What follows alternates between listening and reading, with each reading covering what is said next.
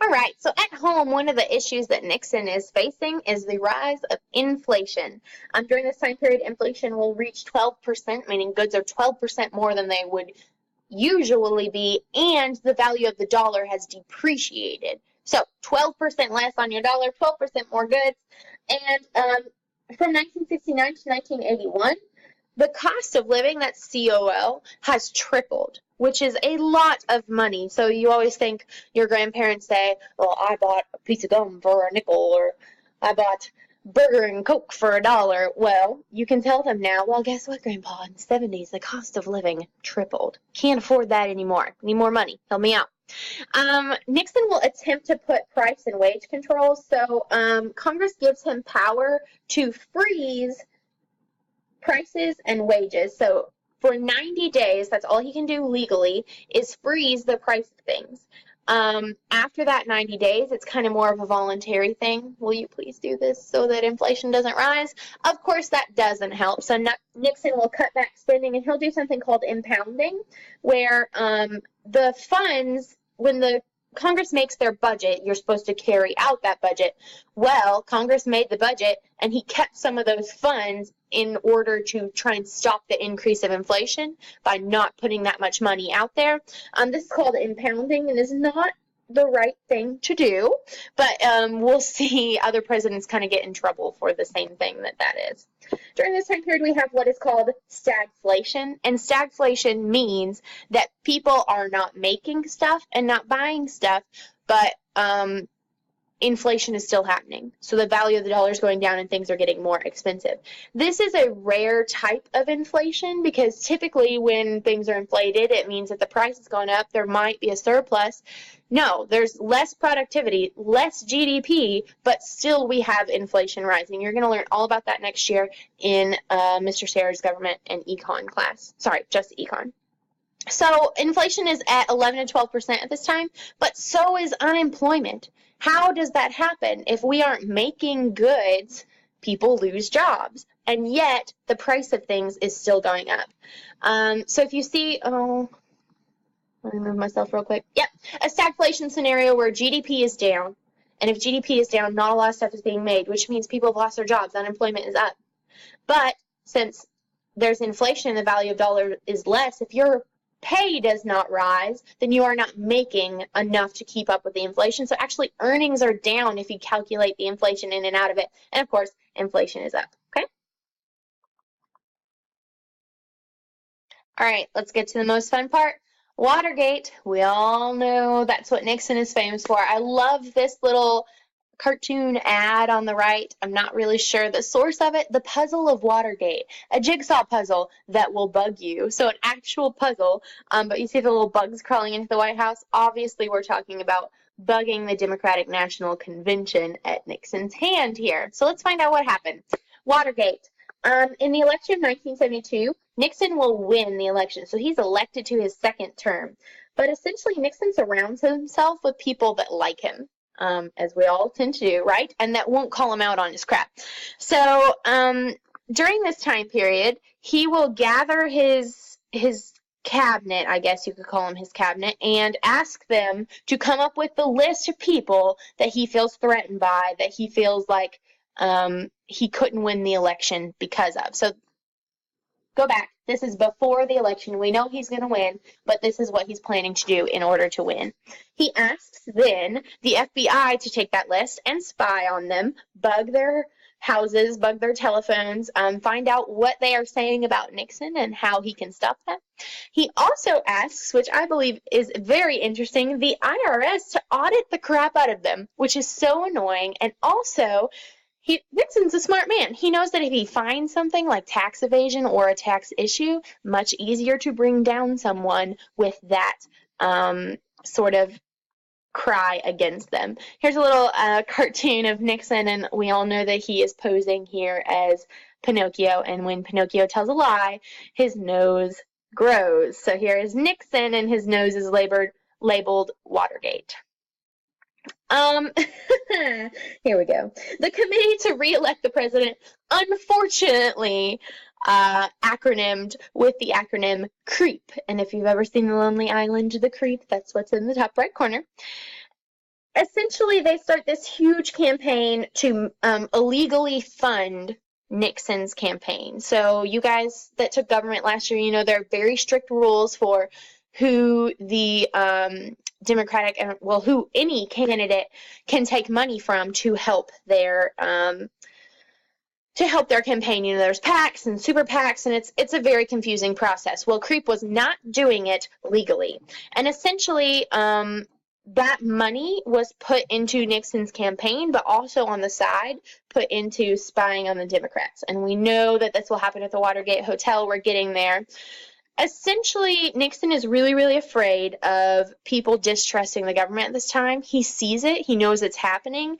And when the Pentagon Papers come out in towards the beginning of his towards the end of his first term, towards the end of his first term, when the Pentagon Papers come out, and remember they were leaked by an ex-defense analyst, an ex-government worker, and they told the whole story of the Vietnam War and how the government had lied. Nixon is super, super fearful of that happening to him and all of this getting out. And of course, he will do whatever it takes to make sure that that does not happen. So here's the down and dirty of the Watergate scandal. This is summer of 1972. The election's going to happen that November. Bottom right corner there, you see the Watergate Hotel. This is in Washington, D.C., and we all know that Forrest Gump stayed there during the Watergate scandal. Am I right? If you haven't seen Forrest Gump, you need to see it. So these burglars are hired by CREEP. So essentially, hiring people to go into the Democratic National Headquarters, bug the place, look for secret documents, and bring them back to who they were hired by, CREEP. And then CREEP would then tell Nixon what was going on. Nixon, of course, will deny this involvement. He'll deny any ties to the break-in, and he'll do this huge cover-up. But when the Senate starts bringing in people to hear them essentially on a trial, we will see more and more of this cover-up come to light by people who, I guess, can't keep their mouths shut, but shouldn't have been involved anyway. One issue of the Watergate scandal that is very interesting and people find interesting is that Nixon taped all of his conversations in the White House. Now, this is not super uncommon. FDR did something like this, and later on, presidents will do the same. So essentially, conversations in the Oval Office are not secret, but the president can choose to keep those secret. Well, the Senate, in some of their hearings, find out about these tapes, and Nixon then fires the people that told him. Kind of interesting. And he is ordered to give the tapes to the Senate.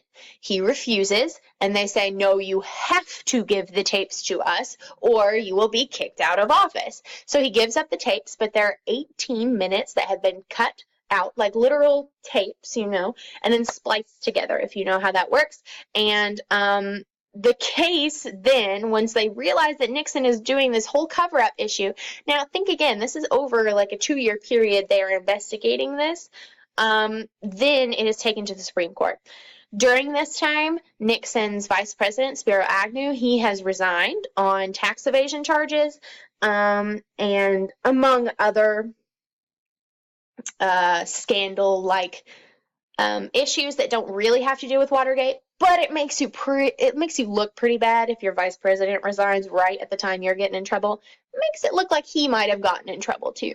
And during this time, Gerald Ford is appointed to the vice presidency. So Gerald Ford was not elected to the vice presidency. He was actually the House Minority Leader and didn't think he was going to be the president. Didn't think he was going to be the vice president. He was on a short list of people that could have been appointed, and then he was approved by the Senate to be the vice president. This will become an issue later when Gerald Ford will become our only president who wasn't elected. So technically, when you vote for a president, you're also voting for their vice president. If you voted for Donald Trump in this last election, you're also casting your vote for Mike Pence. So when people voted for Nixon, they were casting their vote for Spiro Agnew. Well, Spiro Agnew resigns, and then Nixon will be close to impeached and resign as well. and Gerald Ford will become president. Well, he was never elected. It's kind of like this constitutional issue. And one of the first things Gerald Ford will say, sorry, spoiler alert, is our Constitution works. Like, I know I wasn't elected, but I am still a government official. So, kind of interesting, never elected on a presidential ticket, but still one of our presidents. Of this cartoon right here, one of Nixon's most famous quotes is, "I am not a crook," and here he is removing 18 minutes of the Watergate. Of course, Nixon will be accused, sorry, not accused, will be, what's the word? Oh my gosh. Found guilty of these issues, and for 3 counts he will be impeached. One of the counts is that he tried to cover up the scandal to begin with. He was obstructing justice by trying to cover up the role of the White House in the burglary. Okay. The next count was that he violated the rights of U.S. citizens by using the Federal Bureau of Investigation, the CIA, and the IRS to harass people that didn't like him. So that is covering up other people's freedom of speech by using government organizations, or not freedom of speech, but civil liberties by using organizations to do something unlawful. And finally, the last count, defying congressional authority by refusing to turn over the tapes. He said no, they took it to Supreme Court, he had to do it anyway, but with the 18 minutes cut out because he's sneaky. So on August 7th, 1974, in the midst of this, Richard Nixon will resign instead of being removed. So we have never had a president that has been impeached and removed, just impeached, and then they resign, or he resigned. Gerald Ford will be sworn in, and because of the whole constitutional issue that I just said with Gerald Ford not being actually on a presidential ticket, we will get the 25th Amendment passed through Congress pretty quickly, and this sets presidential succession. And I know that you know that next is the vice president, and then the, oh gosh, I'm losing it really quick, guys. Sorry, guys. Totally blank, got tongue-tied there. Of course, presidential succession, as you know, is president if he dies, vice president if he dies, Speaker of the House if he dies, president of the Senate if he dies, and then it goes cycles through the president's cabinet, like Secretary of Defense, you know, all that.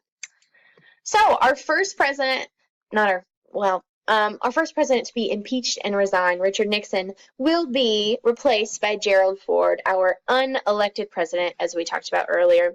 One of the most controversial things that Gerald Ford will do, and some people point to that being the reason he never gets elected again, is the first day of his presidency, he pardons Richard Nixon. As you can see, front page of the Washington Post, in this time period, Ford grants Nixon full pardon, says he has suffered enough. And people have asked Ford, why would you do that? People are angry at him. And I'm so sorry, guys. Ford said, yes, but our great national tragedy needs to be over. We need to move on. He said it was a nightmare. And privately, he told his family that he wanted it to be his presidency. He didn't want it to all be about Nixon before. Funny thing about Ford, he was thinking about getting out of politics before this time period. Boom, becomes vice president. Boom, becomes president. And not a great start to his presidency if a bunch of people are angry at him for pardoning what they see as their national enemy, Richard Nixon.